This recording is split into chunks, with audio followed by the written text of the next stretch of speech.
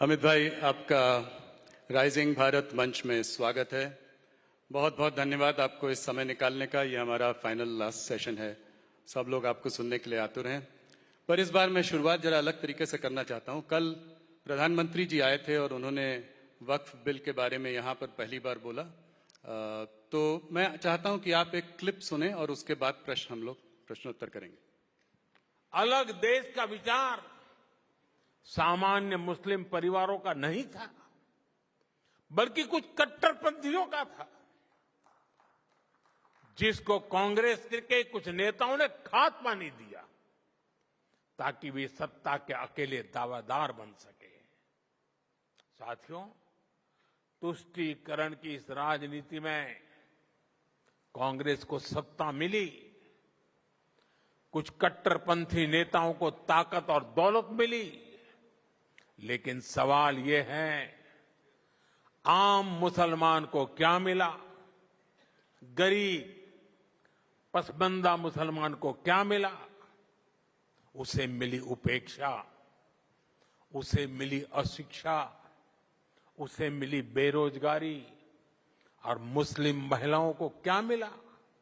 उन्हें मिला शाहबानो जैसा अन्याय, जहां उनका संवैधानिक हक कट्टरपंथ की भेंट चढ़ गया।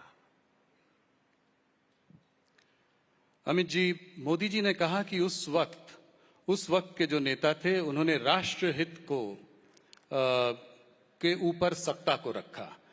तो मैं ये जानना चाहता हूं आपसे कि मोदी जी किन लोगों के बारे में बात कर रहे हैं? कट्टरपंथियों का साथ किन नेताओं ने लिया और ऐसा क्यों किया? और पार्टीशन के लिए वो कहते हैं कि जो है मुसलमान नहीं चाहते थे कि पार्टीशन हो, गरीब मुसलमान नहीं चाहते थे ऐसा हो। नहीं, देखिए, ये तो सब जानते हैं कि जब मुस्लिम लीग चुनाव में खड़ा हुआ और दो राष्ट्र के सिद्धांत के आधार पर खड़ा हुआ, पार्टीशन के पहले जो अंतिम चुनाव हुए स्थानीय विधानसभाओं के, उसमें पाकिस्तान के हिस्से में भी मुस्लिम लीग का पराजय हुआ था। मुस्लिम जनता सच अर्थ में नहीं चाहती थी कि इस देश के टुकड़े हो, और ये बात मोदी जी ने ठीक ही कही है कि उस वक्त के कांग्रेस के नेता ही राष्ट्र के विभाजन के लिए जिम्मेदार हैं। उनकी तुष्टीकरण की नीति ही राष्ट्र के विभाजन के लिए जिम्मेदार है। और आज मैं आपके कार्यक्रम के माध्यम से मैं देश के युवाओं को विशेषकर कहना चाहता हूं, बाकी कुछ भी सहन करना, मगर तुष्टीकरण ऐसा जहरीला नासूर है जिसको देश से हमेशा के लिए युवा पीढ़ी ने उखाड़ कर फेंक देना चाहिए। जो तुष्टीकरण की राजनीति करते हैं वो देश हितों के साथ समाधान करते हैं, वो देश हित की नीतियों के साथ वोट बैंक के कारण कॉम्प्रोमाइज करते हैं और देश के अंदर ही एक नया देश बनाने का बीज बोने का काम करते हैं। मगर मोदी जी थोड़े चिंतित दिखते हैं। मैं भी कहना चाहता हूं युवाओं को कि समय बहुत निकल गया है। मोदी जी ने ही 10 साल में इस देश को जातिवाद, परिवारवाद और तुष्टीकरण से मुक्त कराकर विकास की राजनीति की ओर ले जाने का काम किया है। हमारी युवा पीढ़ी ने इसको आगे बढ़ाना हो। दल कोई भी तय करिए, दल के अंदर युवाओं को समान मौके होने चाहिए।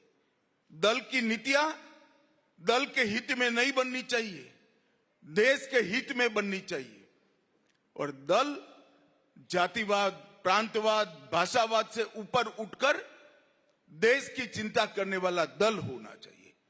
दल कोई भी चुनिए, वोट उसी को दीजिए जो दल जातिवाद, तुष्टीकरण और परिवारवाद से मुक्त हो। और यही हमारे देश के विकास का, हमारे देश के लोकतंत्र की रक्षा का सच्चा रास्ता है। कांग्रेस में उस जमाने में बहुत बड़े बड़े नेता हुए। आपने मेरे सवाल का जवाब नहीं दिया। किस नेता के बारे में बात हो रही थी? वो कौन से नेता थे जो ये कर रहे थे? नहीं, ऐसे सिंगल आउट करना तो बहुत तकलीफ होगी, मगर कांग्रेस ने बाद में प्रधानमंत्री नेहरू जी को बनाया था। तो इशारा उन्हीं की तरफ है। इशारे का सवाल नहीं है। प्रधानमंत्री तो अंततोगत वही बनता है जो फैसले करता है। हमारे सर्वोच्च नेता मोदी जी है तो मोदी जी प्रधानमंत्री बनेंगे। अब कांग्रेस ने उस वक्त नेहरू जी को बनाया था। परंतु मैं इतना सुनिश्चित रूप से कहता हूं, आज देश के युवाओं को खड़ा कर दीजिए, किसी को भी उठाकर मंच पर लाकर पूछ लीजिए, उस वक्त आप विभाजन लेते क्या? विभाजन किया नहीं गया है।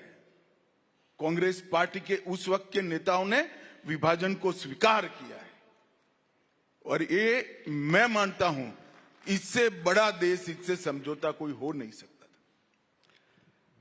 अमित जी, दूसरे सवाल की ओर चलते हैं। आप कहते हैं कि वक्फ बिल लाकर आप लोगों ने मुसलमानों पर अन्याय खत्म कर दिया, और मुसलमान समुदाय ये कहता है कि उससे बड़ा कोई अन्याय ही नहीं है।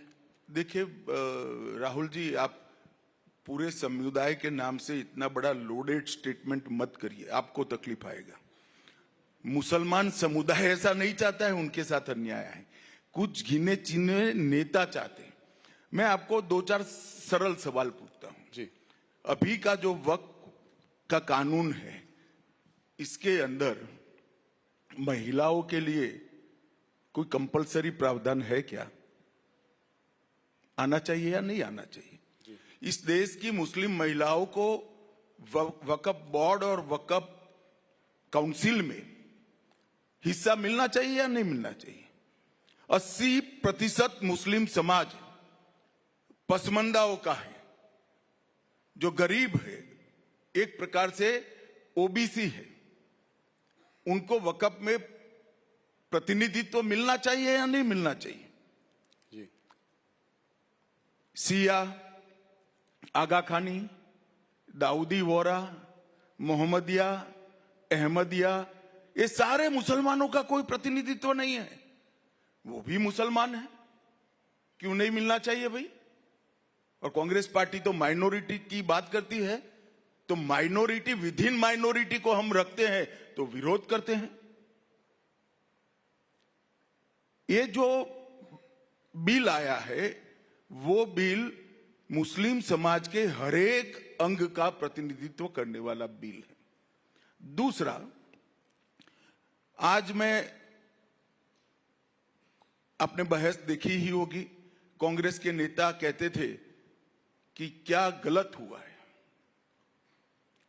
मैं आज देश की जनता को टीवी 18 के कार्यक्रम के माध्यम से बताना चाहता हूं कि आजादी से लेकर 2013 तक, आजादी से लेकर 2013 तक, इस्लाम जब से भारत में आया तब से जितनी वक्फ में भूमि वक्फ घोषित की गई, वो 18 लाख एकड़ थी, जिसमें मुगलों के पहले से भी जो वक्फ हुए हैं वो सारे आ गए, क्योंकि दिल्ली में तो वक्फ सल्तनत काल में हो गया था। और 2013 का कानून आने के बाद 18 लाख एकड़ में 21 लाख एकड़ भूमि और बढ़ गई। तो यही बताता है कि 2013 के कानून में आपने ऐसी व्यवस्था करी जो न्यायपूर्ण नहीं थी। किसी की भी भूमि को आपने वक्फ घोषित कर दिया, चाहे भूमि हिंदू की थी, पूरे के पूरे गांव वक्फ घोषित हो गए जिसमें लोग रह रहे हैं। कहीं मंदिर, 1500 साल पुराने मंदिर वक्फ घोषित हो गए जहां पूजन अर्चन होता है। इस तरह से कैसे चल सकता है? और ये 2013 के पहले नहीं था।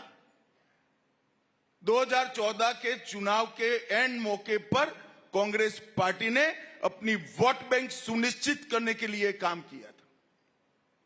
और मैं आपको कहना चाहता हूं, सारे मुसलमान भाई भी मुझे सुनते होंगे, ये 39 लाख एकड़ भूमि हुई है।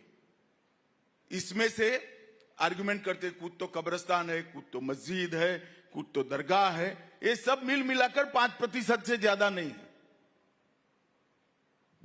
39 लाख एकड़ की भूमि से राजस्व क्या मिलता है, आय क्या मिलती है? 123 करोड़ रुपया।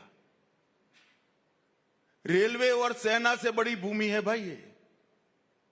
तो ये आय कहां जा रही है? जो बैठ गए हैं वो भ्रष्टाचार करते हैं, क्योंकि ऑडिट की व्यवस्था ठीक नहीं है। हमने कानून के माध्यम से ऑडिट की व्यवस्था ठीक करी है। कानून के माध्यम से मुस्लिम समाज के हर तबके को इसके अंदर प्रतिनिधित्व दिया है। और उनका एक बहुत बड़ा आर्गुमेंट है कि हमारे धार्मिक मामलों में दखल देना। राहुल भाई, इससे बड़ा झूठ कोई हो नहीं सकता। वक्फ जो है वो वाकिफ बनाता है और मुतव्विल इसका मैनेजमेंट करता है। वक्फ बाकी सारे धर्मों के हिसाब से देखे तो ये ट्रस्ट है। ट्रस्ट तो उसी का होता है जो वो बनाता है। वक्फ उसी का होता है जो बनाते। इसमें कोई नॉन मुस्लिम रखने का प्रोविजन हमने नहीं किया है। पर 2 मेंबर वो तो आपने डाले हैं ना? वो वक्फ बोर्ड में डाले हैं और वक्फ काउंसिल में डाले हैं। वो कहते हैं टेंपल ट्रस्ट में। सुनो ना भाई, टेंपल ट्रस्ट है ना जी। टेंपल ट्रस्ट में नहीं रख सकते, वक्फ में भी नहीं रख सकते। पर चैरिटी कमिश्नर हिंदू होगा, ये कंपलसरी है क्या? वो सिख भी हो सकता है, मुसलमान भी हो सकता है, क्रिश्चियन भी हो सकता है। टेंपल ट्रस्ट में नहीं रखना चाहिए, मैं भी मानता हूं। वक्फ में भी नहीं रख रहे हैं। जैसे ट्रस्ट होता है, इसका मैनेजमेंट अगर रिलीजियस ट्रस्ट है तो हिंदुओं के हाथ में होना चाहिए। वक्फ अगर अल्लाह के नाम पर दान दी गई संपत्ति है तो मुस्लिमों के हाथ में होना चाहिए। मगर ट्रस्ट चैरिटी के कानून के हिसाब से बरोबर चल रहा है नहीं चल रहा है, इसकी देखरेख ये तो व्यवस्थात्मक काम है। इसमें धर्म कहां से आता है? फिर भी हमने तो 22 में 2 रखे हैं भाई, 14 में 2 रखे हैं। और एक बात मुझे बताओ, जो मैंने पहले कहा पूरे के गांव कर दिए वक्फ, कोई मंदिर भी कर दिए, तो इस संपत्ति का डिस्प्यूट नॉन हिंदू का भी है या नहीं है? जी। हुआ या नहीं हुआ? जी। तो वो पार्टी है या नहीं है? 2 हिंदू इसका पक्ष न्यूट्रलिटी से देखेंगे तो क्या बिगड़ जाएगा? क्या इस देश में हिंदुओं को इतना भी अधिकार नहीं है भाई? ये बिल्कुल खोखली बात है जो कांग्रेस ने फिर से उनके समाप्त होते हुए अस्तित्व को आधार देने के लिए अपीसमेंट की पॉलिसी। और अगर इतना ही था तो प्रियंका जी तो वोट डालने भी नहीं आई, राहुल जी ने भाषण भी नहीं कराया। अगर आपकी पार्टी की प्रमुख पॉलिसी है तो पार्लियामेंट से बड़ा मंच क्या हो सकता है? लोकतंत्र में सबसे बड़ी पंचायत है। राहुल जी वहां बोले ही नहीं। इनकी पार्टी को 50% समय दिया था हमने, 50%, और कहते हैं हमें बोलने नहीं देते। भाई आपकी पार्टी के वक्ता तो आप तय करोगे, आप बोले ही नहीं। अब हम क्या कर सकते हैं? अब चिल्लाएंगे रोड पर, हमें बोलने नहीं देते, हमें बोलने नहीं देते। उनकी पार्टी को जो टाइम दिया है उसमें पूरा टाइम राहुल गांधी बोल सकते थे। ना उनकी पार्टी चाहती है ना वो चाहती है। जी, ऑपोजिशन पार्टीज ये भी कह रही हैं कि ये जो नैरेटिव आप बना रहे हैं, आप भी बहुत दमखम से बोले लोकसभा में, कल प्रधानमंत्री जी ने भी शानदार स्पीच दी यहाँ पे। वो कह रहे हैं ये पासमंदा मुसलमानों और महिलाओं को, गरीब मुसलमानों को अपनी तरफ वो करने का एक तरीका है, एक वोट बैंक को उनका वो करना। पर मेरा क्वेश्चन थोड़ा लार्जर है। क्या आपको लगता है कि मुसलमान भारतीय जनता पार्टी के संग कभी आएगा? क्या कोई ये ट्रस्ट बिल्ड हो पाएगा आने वाले समय में, जिससे कि आपको उधर से भी कुछ वोट मिलेंगे? देखो राहुल जी, हर काम वोट के लिए नहीं करते हैं। अगर हर काम वोट के लिए होता तो हमने इतने बड़े बड़े फैसले किए, वो न कर पाते। जी। कुछ काम देश के अंदर गलत पॉलिसियों को निकालने के लिए भी करने पड़ते हैं, और वो ही कर सकते हैं जो देश का सोचते हैं। और अगर ये लोग ऐसा सोचते हैं कि हमारा ऐसा करने का उद्देश्य है कि मुस्लिम बहनें हमें वोट दे दे, पसमंदा मुसलमान हमें वोट दे दे, सिया, बोहरा, आगा खानी, मोहम्मदिया, ये सारे हमें वोट दे दे, तो आप क्यों नाराज कर रहे हो भाई? आप भी ले लो, स्वीकार कर लो इसको। वो करने की खातिर आर्गुमेंट करते हैं। उनको भी मालूम है वोट का मामला नहीं है, व्यवस्थापन का मामला है। अमित जी, जब सीए का बिल पारित हुआ था तब उस वक्त थोड़ा हिंसा का माहौल बना था देश में। कुछ आप लोगों को कोई इस बात की चिंता है कि इस बार भी बहुत कुछ हिंसा अच्छा हो सकती किया आप सीए निकाल दिया। मैं चाहता था कोई पूछे, कोई पूछता नहीं था, आपने पूछ ही लिया, अच्छा हो गया। भाई पूरे देश के सामने ढिंढोरा पिटा राहुल गांधी एंड कंपनी ने कि सीएए से मुसलमानों की नागरिकता चली जाएगी। अब सीएए पूर्णतया लागू होने से 2 साल हो गए। मैं राहुल गांधी को सार्वजनिक चुनौती देता हूं, एक भी मुसलमान की अगर नागरिकता गई है तो हमें बताएं। पूरे देश को कांग्रेस पार्टी ने गुमराह किया, इनके इंडी अलायंस वालों ने गुमराह किया। मुसलमानों की नागरिकता चली जाएगी, नागरिकता चली जाएगी, नागरिकता चली जाएगी, और देश में हिंसा कराई। यही जिम्मेदार है हिंसा के लिए। तो इस बार नहीं लगता आपको कि ऐसा कोई डर? कुछ तो समझे होंगे।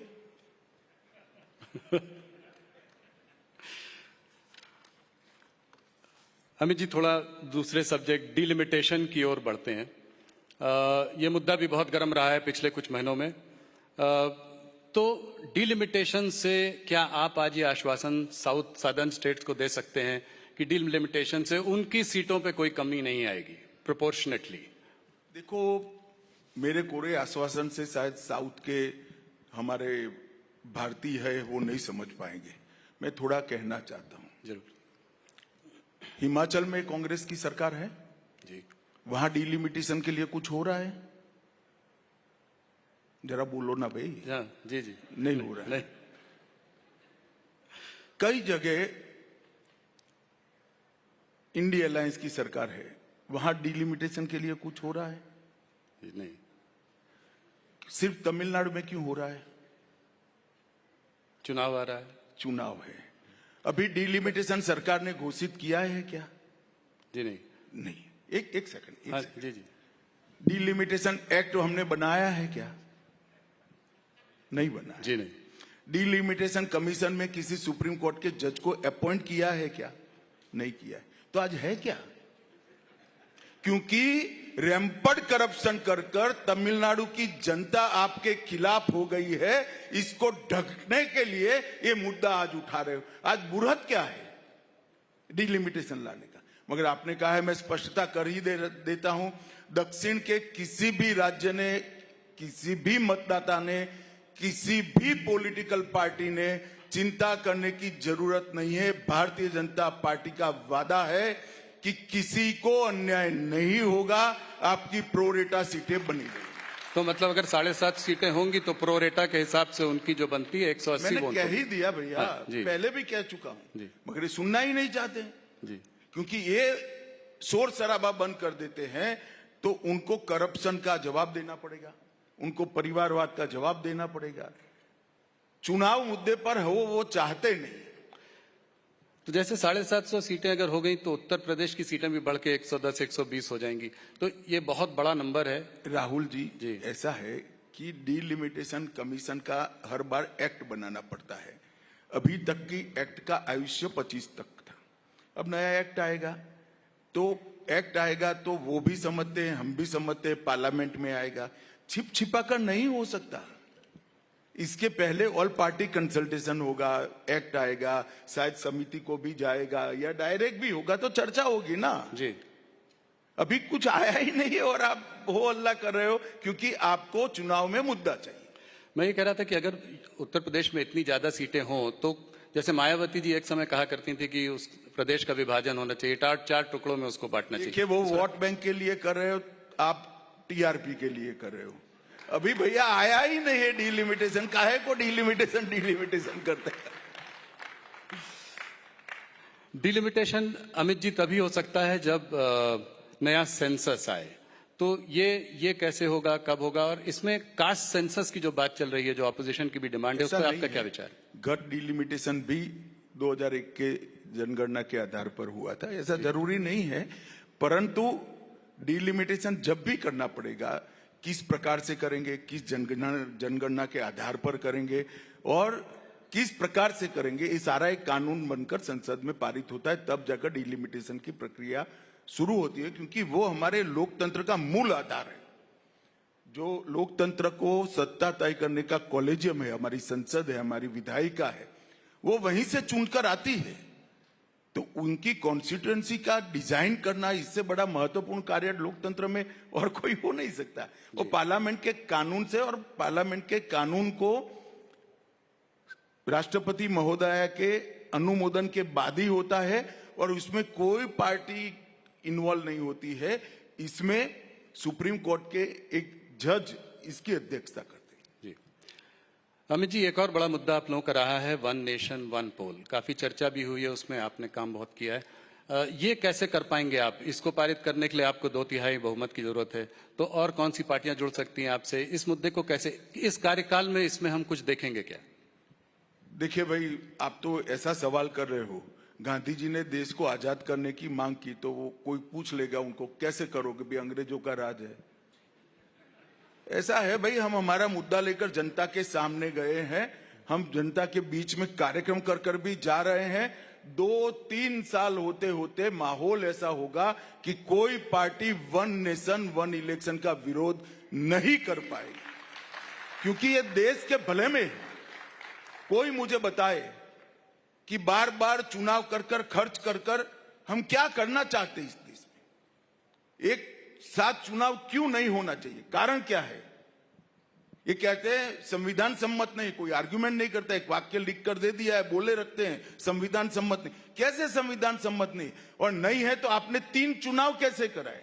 जी, कांग्रेस पार्टी ने जब तक सरकारें तोड़ने की शुरुआत नहीं करी, उनकी सरकारें आती थी, तब तक तो सभी चुनाव एक साथ करे, और 2-3 राज्य 4 राज्य नए बन गए, इसके चुनाव आगे पीछे हो गए। तो वो एक साथ करने के लिए असेंबलियां डिसॉल्व कर दी कांग्रेस ने। वही कांग्रेस पार्टी ये कह रही है कि लोकतंत्र के विरोधी है। 7 राज्यों के असेंबलियां डिसॉल्व कर कर वन नेशन वन इलेक्शन कराया था, और आज वही विरोध कर रहे हैं। जनता वो मानते हैं, ऐसे नहीं सोचती है। जनता के अपने के सोचने के तरीके, कुछ नेता ऐसा मानते हैं कि मैंने कह दिया तो बस जनता मान गई, और फिर परिणाम आते हैं तो कहते हैं कि भाई ईवीएम में गड़बड़ हो गया। एक्चुअल में भैया आप जो बोलते हो वो जनता मानती नहीं है। अभी तो कह रहे हैं महाराष्ट्र का इलेक्शन भी जो है उसको भी चोरी कर लिया आप लोगों ने। अगर हम जीत जाते तो क्या, वो जीत जाते तो क्या कहते? हम तो वो है 10 साल, हमारे 10 साल में इनकी तेलंगाना सरकार बनी, चेन्नई में सरकार बनी, बंगाल में बनी, हिमाचल में बनी। वो कैसे बनी फिर? तो कांग्रेस की बात हो रही है तो एक सवाल यहाँ पे आपसे पूछना चाहूंगा। ये एआईसीसी का सेशन चल रहा है, उसमें जो खबरें हम पढ़ रहे हैं, देख रहे हैं, जो वहां से निकल के आ रही है, तो उसमें लीडर्स का मानना है 2 तरीके के थॉट्स हैं। एक तो ये है कि मोदी को गाली दो, मोदी के खिलाफ भाषण देते रहो, मोदी के पीछे पड़े रहो, और दूसरा कुछ नेता ये मानते हैं कि आप अपनी ऑल्टरनेट सोच, अपना विजन भी सामने लोगों के रखें। आप क्या कहना चाहेंगे इस पर राहुल? देखिए, इसका मतलब है कुछ तो समझ वाले लोग अभी भी वहां बचे हैं। क्योंकि इतने सालों का अनुभव है, 2001 से लेकर 2025 तक का, जितनी बार मोदी जी को गाली दी, इनकी माता जी ने भी दे दी, इन्होंने भी दे दी, जितनी बार गाली दी मोदी जी और मजबूत होकर बाहर आए हैं। उनको मालूम नहीं हमारे दल का चुनाव चिन्ह कमल है, जो कीचड़ में ही खिलता है, ज्यादा खिलता है। तो हम तो गालियों के कीचड़ में ही खिलकर बाहर आते हैं, वो उनको मालूम नहीं। अमित जी, आपको काफी दिनों बाद इस बार इंटरव्यू कर रहा हूं। 2024 के चुनाव के समय आपसे बात हुई थी, एक सवाल उस पर भी। 2024 में आप लोगों को उम्मीद थी, नारा था अब की बार 400 पार, सीटें आई भारतीय जनता पार्टी की 240। कहां गड़बड़ हो गई? कहां रणनीति में कमी रह गई? देखिए राहुल जी, हम भी मानते हैं कि हमारी सीटें कम हुई, वो तो आंकड़ा है जी। मगर ये जो कह रहे हैं कि भाई ये तो ये कह रहे थे ये आए, ये कह रहे थे ये आए, मुझे बताओ, कोई खिलाड़ी मैच खेलने जाएगा, सामने टीम कैसी भी हो, पिच कैसी भी हो, वो क्या कहेगा? नहीं हम आज हार जाएंगे, ऐसा कहेगा क्या? अरे भाई हमारा 300 था तो हमने 400 कहा, इसमें क्या बुराई की है भाई? हम तो सोचते ही हम बढ़ोतरी करेंगे और करेंगे। अभी भी मैं कहता हूं हम तमिलनाडु जीतेंगे, बिहार भी जीतेंगे और इनका सुपड़ा साफ हो जाएगा। नहीं, 2024 की उसके बाद आपने 3 शानदार विजय भी वो की हैं, दर्ज की हैं। आप हरियाणा में जीते बहुत अच्छी तरीके से। महाराष्ट्र में तो मुझको फडणवीस जी ने कहा कि वो सोच भी नहीं रहे थे कि इतनी सीटें आएंगी और उससे कहीं ज्यादा सीटें आई। दिल्ली में आपने जो है केजरीवाल जी की सरकार को परास्त किया। तो ये कैसे हुआ? ये आप लोग बाउंस बैक कैसे करें? देखिए, जनता ने चुनाव में कुछ झूठा प्रचार किया गया, कुछ भ्रामक बातें फैलाई गई, इसका कुछ तो असर हुआ, कुछ वोट कम मिले। जब परिणाम आया तो सबके मन में एक प्रकार की रंजिश थी कि हमने मोदी जी के साथ ये ठीक नहीं किया, और इसके कारण ही भारतीय जनता पार्टी का समर्थन भी बढ़ा है और बड़े जोर के साथ मोदी के काम पर थप्पा लगाने का काम ये 3 राज्यों में। थोड़ा सा आप हिंदी के पक्ष में बहुत बातें करते हैं, तो थोड़ा एक लैंग्वेज मुद्दे पर भी बात कर लेते हैं। ये भी साउथ से जुड़ा हुआ है। पहले मैं थोड़ी स्पष्टता कर दूं, मैं हिंदी भाषी नहीं हूं, मैं गुजराती हूं। मैं हिंदी के पक्ष में बात करता हूं, ये विपक्ष का प्रचार है। मैं भारतीय भाषाओं की बात जरूर करता हूं और मैं मानता हूं कि इस देश को अपनी संस्कृति, अपने संस्कार और अपने इतिहास के साथ जुड़ना है तो देश की हर एक भाषा को जिंदा रखना पड़ेगा, और ये मेरा अकेले का नहीं, देश का हर नागरिक का दायित्व है।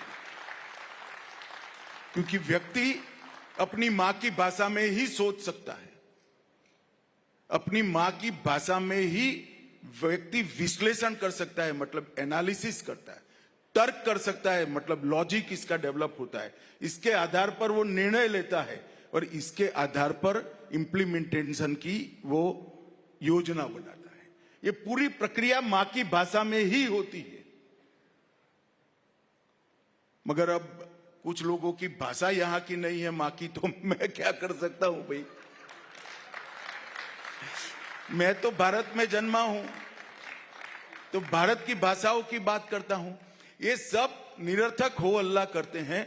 मैं आपको बताता हूं कि हमारे आने से पहले, मेरा स्पष्ट मानना है, हमारे आने से पहले कांग्रेस पार्टी ने इतने सालों तक हिंदी और अंग्रेजी को सभी भाषाओं के बच्चों पर थोपा था। यूपीएससी की परीक्षा जो आईएएस आईपीएस की थी, वो अन्य भाषा में नहीं आती। 2015 में नरेंद्र मोदी ने निर्णय किया कि आप तमिल में भी पेपर दे सकते हो, गुजराती में भी दे सकते हो, मराठी में भी दे सकते हो, मलयाली में भी दे सकते हो। 2020 तक सीएपीएफ की जो भर्ती होती है, इनका पेपर सिर्फ हिंदी और अंग्रेजी में लिखा जाता था, आज 13 भाषाओं में लिखा जाता है। हमने तो तमिल की एंट्री की है, गुजराती की एंट्री की है, मराठी बंगाली की एंट्री भारतीय जनता पार्टी ने की, आपने अंग्रेजी पर छोड़ दिया था। इनके समय के अंदर लोकल स्टेशनों पर लोकल भाषा में अनाउंसमेंट भी नहीं होते थे, वो भी हमने किए। इनके समय में मेडिकल और इंजीनियरिंग कंपलसरी अंग्रेजी में ही पढ़नी पड़ती थी, हमने उसको स्थानीय भाषा में एंट्री करा दी और आज मध्य प्रदेश में हो चुका है, उत्तर प्रदेश आगे बढ़ चुका है, राजस्थान आगे बढ़ चुका है। पूरे के पूरे मेडिकल के कोर्स हिंदी में अनुवादित हो गए। 13 भाषा में इंजीनियरिंग पढ़ाने की व्यवस्था 2026 के पहले हम कर देंगे। तो डीएमके का ये कहना हिंदी, हिंदू, हिंदुस्तान, ये गलत है कि आप लोग?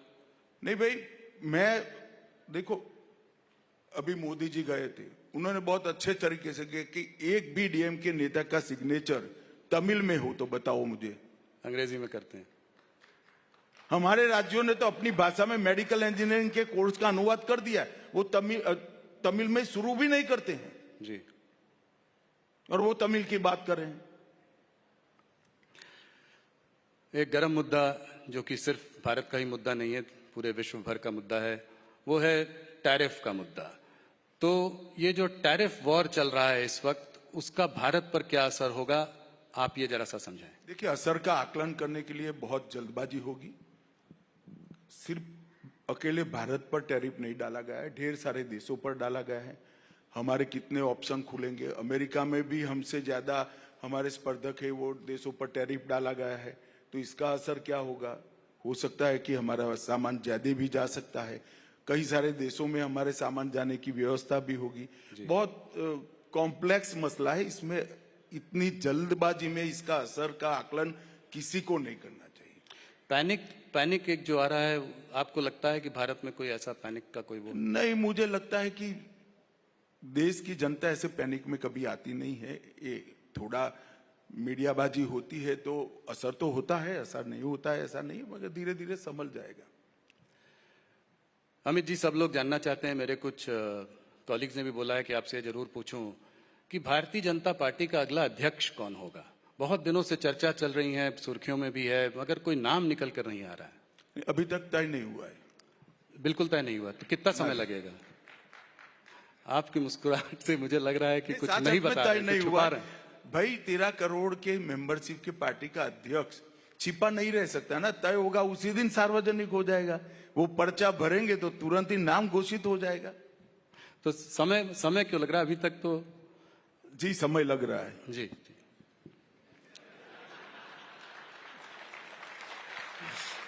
मुझे याद है एक बार मैंने इनसे ज्यादा सवाल पूछा था कि कितने टिकट बटेंगे, किसको क्या मिलेगा। कहता है जब होगा तो आपको भी बुला लेंगे तो आपको पता चल जाएगा। अमित जी, दिल्ली हाईकोर्ट के एक जज के घर में आग लग गई, आउट हाउस में आग लग गई, तो उसमें भारी मात्रा में कैश करेंसी बरामद हुई।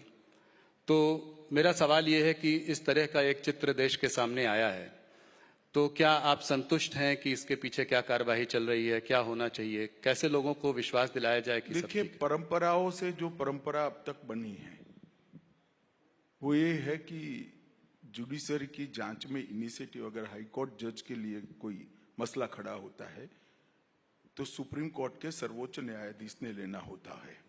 उन्होंने एक कमेटी बनाई है। हमें ये न्यायिक प्रक्रिया पर, सुप्रीम कोर्ट की प्रक्रिया पर भरोसा रखना चाहिए। इसकी रिपोर्ट आएगी तो काफी सारी चीजें स्पष्ट हो जाएगी। मगर मैं इतना कहना चाहता हूं, उन्होंने कमेटी बनाने के निर्णय करने में कोई तक देरी नहीं की है, और मैं आशा करता हूं कि जल्दी, क्योंकि पूरी जनता भी इसको बड़ा गंभीरता से देख रही है, तो जल्दी ही ये कमेटी की रिपोर्ट, और उसके बाद ऐसा भविष्य में न हो इसके लिए क्या कदम उठाए जाए वो सुप्रीम कोर्ट की ओर से सार्वजनिक होगा। हम भी राह देख रहे हैं, आप भी राह देखो। एक जुड़ा हुआ सवाल जुडिशरी पर, हायर जुडिशरी के जो अपॉइंटमेंट प्रोसेस का एक सवाल काफी मुद्दा चल रहा है। एनजेसी की भी बात हो रही थी, सुप्रीम कोर्ट ने उसको अनकॉन्स्टिट्यूशनल बताया। इस पर आपका व्यक्तिगत क्या मत है? देखिए, मेरा व्यक्तिगत कोई मत नहीं हो सकता, क्योंकि मैं एक पार्टी से बंधा हुआ व्यक्ति हूं। मेरा कोई व्यक्तिगत मत नहीं होता है। मेरा मत व्यक्तिगत मैं पार्टी में रख सकता हूं। पार्टी एक निर्णय पर पहुंचती है, फिर पार्टी का मत मेरा मत होता है। इसी तरह से सरकार में भी मेरा कोई व्यक्तिगत मत नहीं होता है। व्यक्तिगत मत जब प्रधानमंत्री जी चर्चा करते हो तब मुझे रखना होता है, या तो कैबिनेट में रखना होता है। इसके बाहर तो कैबिनेट का जो डिसीजन होता है वही हमारा डिसीजन होता है। परंतु मैं मानता हूं कि इस पर एक नए सिरे से एक बहस ये घटना के कारण खड़ी हुई है। जनता में काफी उत्सुकता भी है। हम राह देखते हैं कमेटी क्या करती है, उससे काफी आप कह रहे हैं उसके बाद बहस होनी चाहिए? नहीं, बहस तो अभी कर ही रहे हो आप। बहस में तो कौन किसको रोक सकता है, परंतु कमेटी क्या रिपोर्ट देती है इसके आधार पर सारी चीजें स्पष्ट होगी। जम्मू और कश्मीर की ओर चलते हैं, कल आप वहां पर थे भी। राज्य का दर्जा कब तक मिलेगा, क्या आपको लगता है, और नई सरकार का कैसे आप आंकलन करते हैं? देखिए, भारतीय जनता पार्टी एक अखिल भारतीय पार्टी है। हमने भारत में दो नेताओं के नेतृत्व में सरकार बनाई, एक अटल जी के नेतृत्व में बनाई और एक लंबे समय के लिए लगातार तीसरी बार मोदी जी के नेतृत्व में बनाई। भारतीय जनता पार्टी ने कभी भी केंद्र में सत्ता रहते वक्त राज्य सरकार किसकी है वो नहीं सोचा है, ना हम कश्मीर के लिए सोच रहे हैं। कल ही मैं रिव्यू करने के लिए गया था, उमर साहब मेरे साथ ही बैठे थे, भोजन भी किया, बड़े अच्छे से इनकी फोटो भी आई है। जी जी। और हम सभी राज्य सरकारों के साथ जिस तरह का हमारा व्यवहार होता है इसी का है, परंतु सुरक्षा और अलगाववाद इस पर हमारा स्टैंड फर्म है, इसमें कोई कॉम्प्रोमाइज ना हम करेंगे ना किसी को करने देंगे। अभी कठुआ क्षेत्र में कुछ घुसपैठी की घटना जरा सा सामने आई है, इसमें कुछ आपको लगता है ये पाकिस्तान स्पॉन्सर टेररिज्म टाइप के कुछ? नहीं, घुसपैठ तो पाकिस्तान के अलावा रसिया से कैसे हो सकता है? वहीं से हो सकता है, और ये तो सालों से कर रहे हैं। मगर देश के जवान बहुत मुस्तैद है, देश की सरकार भी मुस्तैद है। हम यहाँ पर कोई कांड नहीं करने देंगे, और करेंगे तो दंडित भी करेंगे उनको।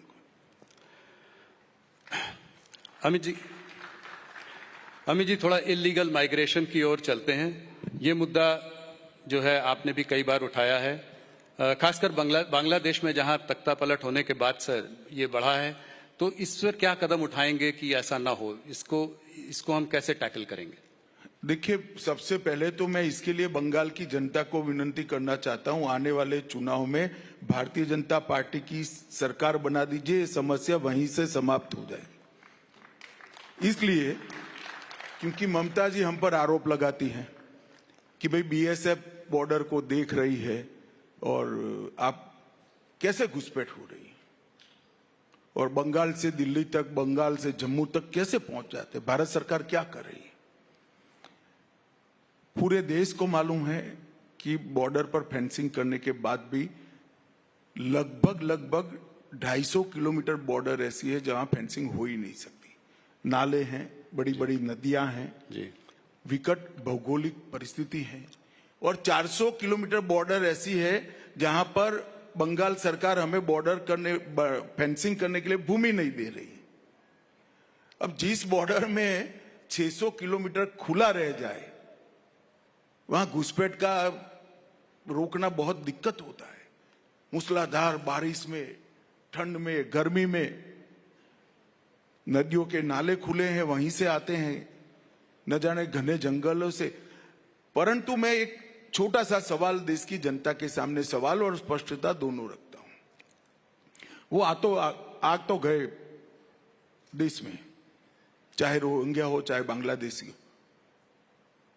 उनका वोटर कार्ड कहां बन रहा है, जिसको लेकर वो पूरे देश भर में उत्तराखंड तक और कश्मीर तक ट्रैवल करते हैं? वो सारा वोटर कार्ड बंगाल के 24 परगना जिले से ही बनता है। हजारों पकड़े गए बांग्लादेशियों के पास से जो दस्तावेज मिलता है, जिला भी नहीं बदलते हैं, इतना बेखौफ हो गए। सभी के फर्जी वोटर कार्ड, फर्जी आधार कार्ड, वो 24 परगना जिले के। और अब मैं ममता जी को पूछना चाहता हूं, किसकी जिम्मेदारी है? कोई विदेश से आता है, घुस गया, चलिए, इसकी जिम्मेदारी जनता तय करेगी। मगर घुस कर गांव में आया, क्या पटवारी को मालूम नहीं पड़ेगा कि गांव में 25 लोग नए आ गए हैं? क्या पुलिस वाले को मालूम नहीं पड़ेगा? कौन इनका आधार कार्ड बना रहा है, कौन उसका वोटर कार्ड? और वो कहती है आधार कार्ड भारत सरकार की एजेंसी अंततोगत्वा कलेक्टर होता है, जो आपके अधीन है। इलेक्शन कमीशन की भी एजेंसी तो कलेक्टर ही होता है, जो आपके अधीन है। परंतु ये सब इंडिया अलायंस की पार्टियों को उसमें अपना वोट बैंक दिखाई पड़ता है। तो इसका समाधान अब आसाम से क्यों बंद हो गया? जी, देखो भाई, समाधान तो हम जरूर ढूंढेंगे, मगर मैं तो इस मंच का उपयोग कर कर बंगाल की जनता को कहता हूं, इसका एक सरल समाधान है। इस बार कमल फूल की सरकार बना दीजिए, अपने आप समाधान आ जाएगा। क्या लगता है अगले चुनाव में भारतीय जनता पार्टी की सरकार बनेगी? पिछली बार भी बहुत वो था, पर आप लोग सरकार नहीं बना पाए, और लोकसभा के चुनाव में भी धक्का लगा है आपको वहां। देखो भाई, ऐसा है, हमारे 4 मेंबर थे। मैं मीडिया का रुख, जिसमें आप भी आ जाते हो, वो समझाता हूं। हमारे 4 मेंबर थे, 4 से 77 हुए, हमें झटका लगा। जिस कांग्रेस पार्टी ने 23, सुनो ना यार, जिस कांग्रेस पार्टी ने 27 साल राज करा, ये 0 हो गए, उनको झटका नहीं लगा है। जिस कम्युनिस्ट पार्टी ने 27 साल राज करा, वो भी 0 हो गए, झटका नहीं लगा है। भाई 4 से हम 77 पहुंचे एक चुनाव में, तो 77 से कितना होता है जरा गुणाकार करो।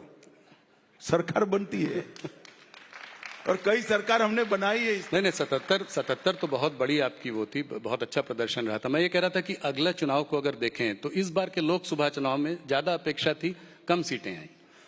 स्वाभाविक रूप से कम हुई है, मगर हमने इसके बाद में काफी हमारे संगठन का विस्तार भी किया है, सदस्यता भी की है, ड्राई एरिया में भी सदस्यता करी है, हमारे फुल टाइमर भी निकले हैं और हम इसको अच्छे से देख रहे हैं। बंगाल केवल भारतीय जनता पार्टी के लिए जीतना जरूरी नहीं है, भारतीय जनता पार्टी के लिए जीतना तो जरूरी ही है, परंतु बंगाल देश के लिए भी भाजपा या तो कोई भी राष्ट्रवादी दल जीते ये बहुत जरूरी है, इसलिए हम बंगाल के पीछे। अभी 25,000 जो अनलमेंट हुआ है सुप्रीम कोर्ट का डिसीजन, उसके खिलाफ भी ममता जी खड़ी हैं, कह रही हैं कि किसी की नौकरी नहीं जाएगी, मैं देखती हूँ कौन क्या करता है। चलिए अब वो तो कुछ भी कह सकते हैं, मैं ऐसा नहीं बोल सकता कि सुप्रीम कोर्ट के फैसले को मैं नहीं मानूंगा, वरना आप लोग मेरे थोड़े से जो बाल बचे हैं वो भी नोच लोगे भैया। मोहम्मद यूनुस जी का कहना है कि बांग्लादेश के ही संदर्भ में एक सवाल और कि जो वहाँ के इंटरिम लीडर हैं कि नॉर्थ ईस्ट स्टेट जो है वो लैंडलॉक्ड स्टेट्स हैं और चाइना को जो है जो भी कुछ करना है वो बांग्लादेश के थ्रू जो है वो मार्केट एक्सेस है, चारों तरफ सी का वो है। इसको आप कैसे देखते हैं, इनके स्टेटमेंट को कैसे देखते हैं? देखिए, मैं इतना ही कहना चाहता हूं कि नरेंद्र मोदी की सरकार है, भारत की 1 इंच जमीन पर हम किसी को आंख नहीं डालने देंगे, एंट्री का तो सवाल ही नहीं।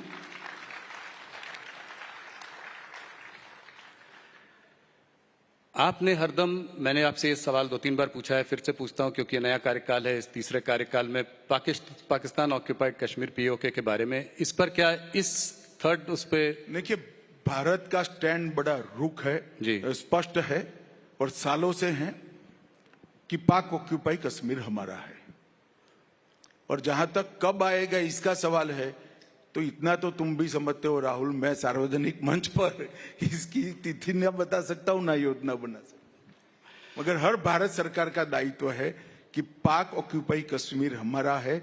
वो हमारा सिर्फ क्लेम नहीं है, हमारी बिलीफ है और ऐतिहासिक डॉक्यूमेंट भी है और हमारा लीगल केस भी मजबूत है। पाकिस्तान कहता है कि जो बलूचिस्तान में अटैक हो रहे हैं उसके पीछे इंडिया का हाथ है, इसको कैसे आप देखते हैं? चलिए, अब उनसे संभल नहीं पड़ता, वो तो कुछ न कुछ कहेंगे, वहां की जनता को क्या करेंगे, मगर अब उनकी समस्या है, उनको निपटना चाहिए। पर क्या इंडिया सपोर्ट करता है बलूच लोगों के लिए इंडिपेंडेंट स्टेट? हमारी क्या? इंडिया के सपोर्ट का सवाल ही नहीं होता।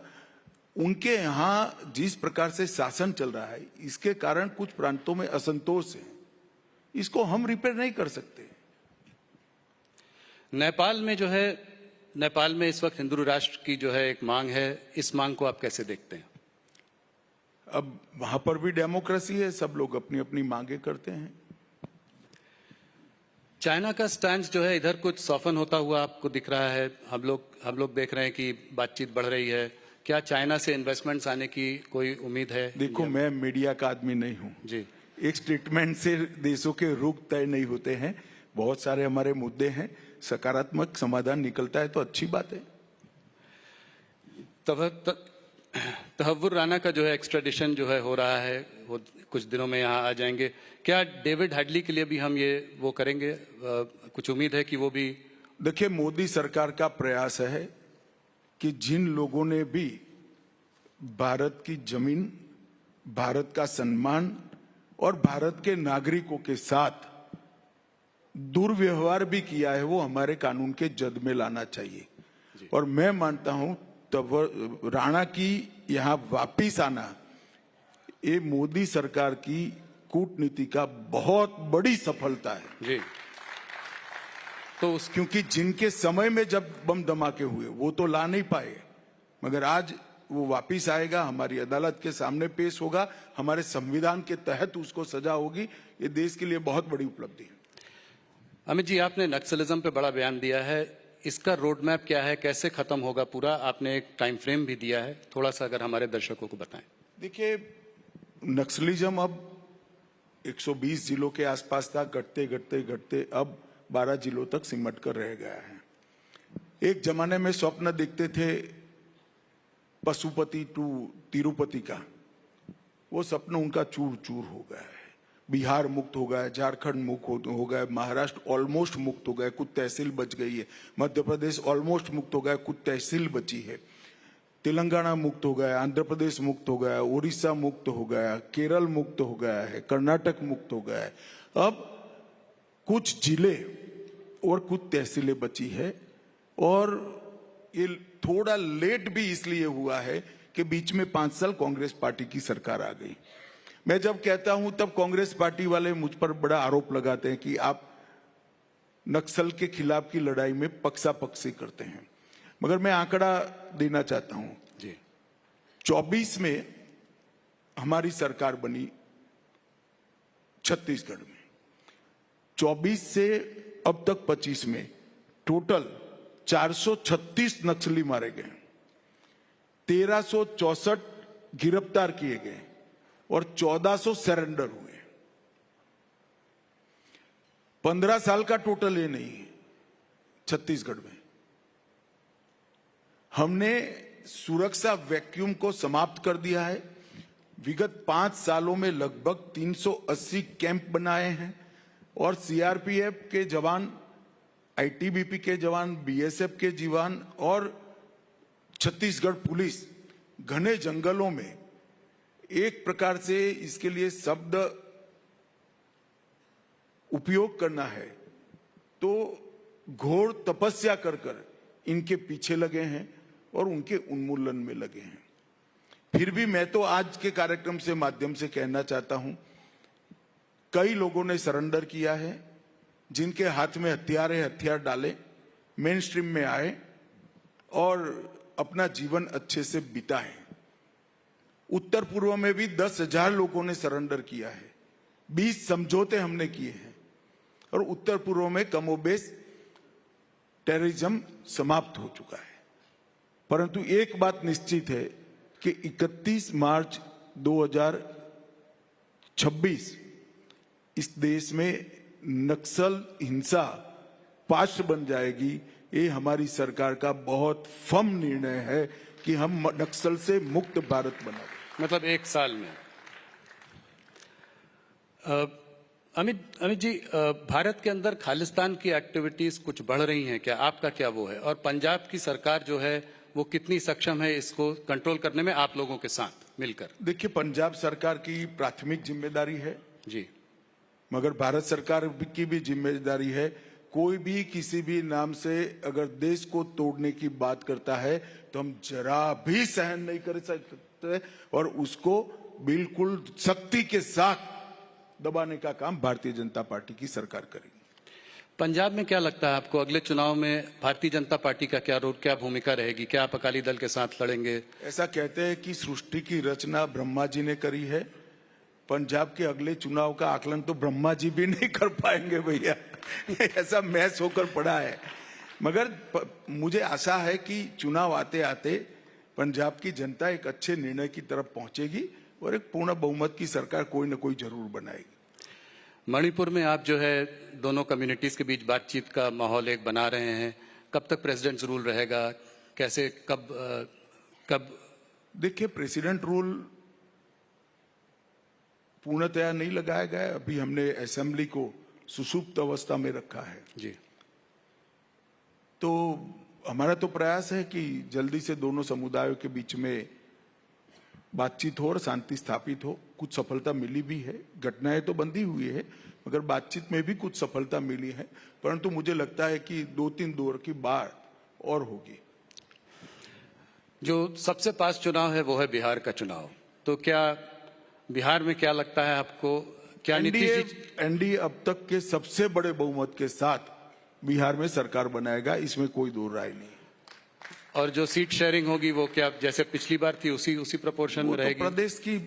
प्रदेश में हमारी पार्टी और हमारे साथी दल बैठकर तय। पर क्या नीतीश जी के चेहरा होंगे चुनाव का? बाकी मुख्यमंत्री तो नीतीश जी मुख्यमंत्री है ही, सवाल ही कहाँ है कोई। तो वही मुख्यमंत्री बनेंगे अगर आप जीतेंगे? अरे भाई, अभी नीतीश जी के नेतृत्व में ही हम चुनाव लड़ रहे हैं। कुछ पर्सनल सवाल आपसे पूछना चाहूंगा। हर बार 2-3 पूछता हूं, पर इस बार भी पर्सनल कोशिश पूछकर क्या करोगे, कुछ निकलेगा नहीं यार। मैं फिर भी कोशिश करता हूं। मैंने सुना है कि आपका जब जन्म हुआ था तो आपका शरद पूनम के दिन जन्म हुआ था, तो बहुत दिनों तक आपको पूनम भाई के नाम से भी लोग जानते हैं, और आपके नामकरण में बहुत देरी भी हुई थी। इसकी क्या वजह थी, कुछ बताइए। नहीं, मेरी बुआ ने मन्नत मानी थी कि 5 साल का हूंगा तब नाम तय किया जाएगा। चूंकि मैं पूनम के दिन जन्मा था तो सब पूनम कहते थे। इसमें कोई बड़ा रहस्य नहीं है भाई, हर एक बच्चे के साथ गांव में होता है। एक कहानी जो मैंने आपसे भी सुनी है थोड़ी बहुत, कि जब आप 11 वर्ष के थे तो आपको आपके घर वाले चाहते थे कि आप यूएस चले जाएं, तो आप घर छोड़कर भाग गए। छोड़ो, मैं भारत छोड़कर कहीं नहीं जाने वाला, यहीं रहूंगा, यहीं लड़ूंगा और यहीं जीऊंगा। अगले साल मोदी जी के गवर्नेंस में करीब 25 साल पूरे हो जाएंगे, और आपने उनके संग बहुत क्लोजली बहुत समय तक काम किया है। इस केमिस्ट्री के बारे में कुछ बताएं, किस तरीके से ये जोड़ी इतने साल से साथ में काम कर रही है, आप एक दूसरे को कैसे कॉम्प्लीमेंट करते हैं? देखिए,